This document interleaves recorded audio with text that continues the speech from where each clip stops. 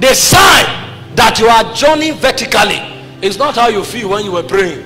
Because some people, when they are praying, as they lift their hands, especially when you are fasting, even if the fan is blowing at you, the air will pass through the pores of your skin, and then because you are feeling airy, you think you are in glory. Especially when you are praying with an overall or a jalabia and it's floating, you feel you are partnering with angels.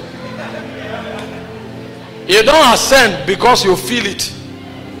The first sign that you are beginning to ascend is that you are purified from within you. The fires of God begins to burn every chaff and every installation of the devil in your life. You will find yourself a drunk, but all of a sudden you lost appetite for the same drink that you can't sleep without. Then you know that your migration is not only horizontal, you have taken the vertical journey. That's fire. A man has no fire until he sustains the testimony of purity. You know, we reduce fire in church to people shouting, "Ah, hey!" We are joking. That's how some people shouted when they saw Michael Jackson.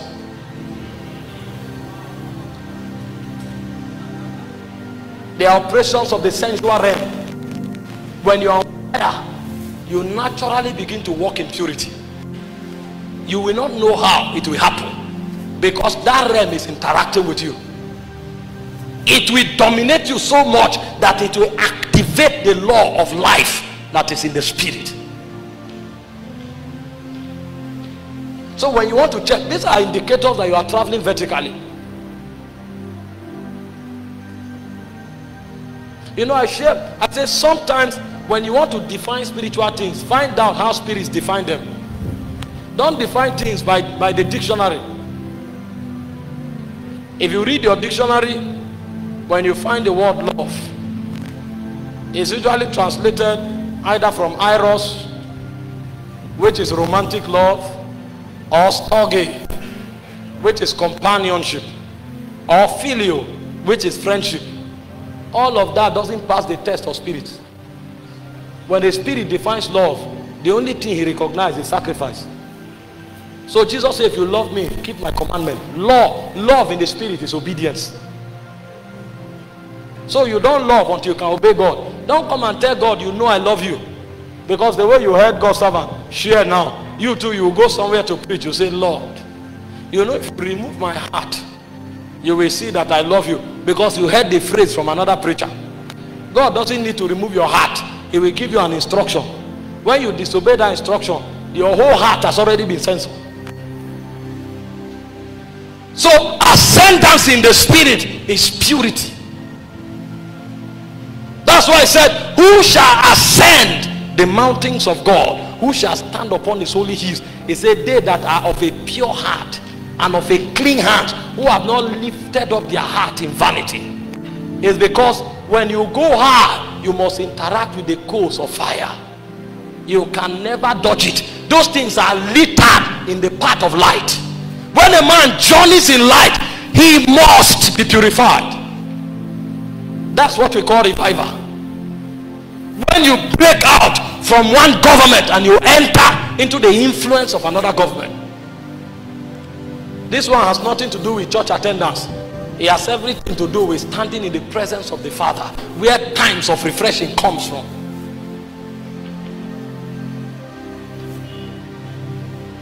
So if there is no testimony of purity in your life, your pursuit of God and everything you are doing in the kingdom is horizontal.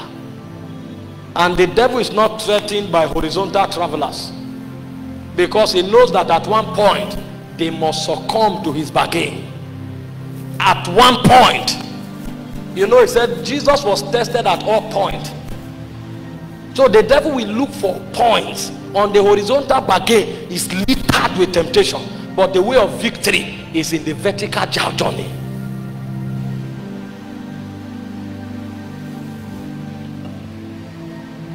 The second operation in the realm of light is the intercourse with the sea of glass. He said there's a river that flows from the throne of God. He said the streams thereof, they make glad the cities of God. The operation of the sea of glass is the impregnation with joy. Joy that is a defense against darkness. You know, Abraham was struggling with all kinds of affliction until he began to journey upward. And the point came, he said, Abraham staggered not at the promises of God through unbelief. He said he was strong in faith. How was he strong in faith? He said he considered not his body now dead, yet the deadness of Sarah's womb. If you are in the vertical plane, you will see the facts. What shifts a man from the realm of fact to the realm of truth is a vertical migration. So the deadness of the womb is there, but Abraham can't consider it anymore. He's seeing something in light that blinds him from the physical. So he said because of that, he didn't stagger at the promises of God. He said he was strong in faith. How? Giving thanks. He was impregnated with so much joy that he couldn't notice the mockery of men anymore. They say, how can you change your name from an assumed father to the father of kings when your wife has not given birth to one? He said, glory to God.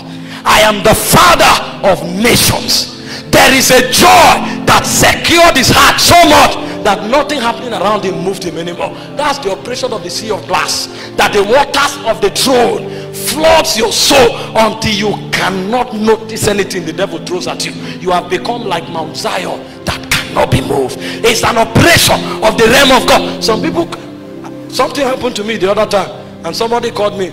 He said he wants to encourage me. I say, if I wait for your encouragement, I will die. David encouraged himself in the Lord. David knew the economy of the sea of glass. So even when everybody deserted him, he went back somewhere to mingle again with the waters of eternity. So even if you choose not to encourage him, such men can't fall. They have gone deep. The waters that sustain them is not in the surface. It comes from the throne. These are operations of vertical journey. A lot of people don't believe. When you talk, they say every man needs encouragement. That's true if you are a man, and if you are only a man. But the new creation is not just a man, it's a God man. I can't share some things. Paul said we preach mysteries among them that are mature. There are certain things we'll talk in the crowd, it will trigger controversy. So you leave them. After all, when John went to heaven, he wanted to write what the voice of the seven thunder spoke. They said, don't write it. If you tell men, they won't believe. Only those who travel here know it. Meanwhile, there are Christians that they will have to encourage every day because everything breaks them. But when Paul went there, they told him, be anxious for nothing, but in all things, by prayer and supplication, with thanksgiving, garrison your heart. You see where Christianity moves from sentimental talk, oratorial talking, into reality. If these things are not happening in your life, just know, because these are not things that are given by impartation. They are given by migration, by ascensions. Imagine the life Jesus lived. Everybody wanted to kill him. Even his brothers did not believe him. Yet there was not one day that the man was down. He knows as ascension.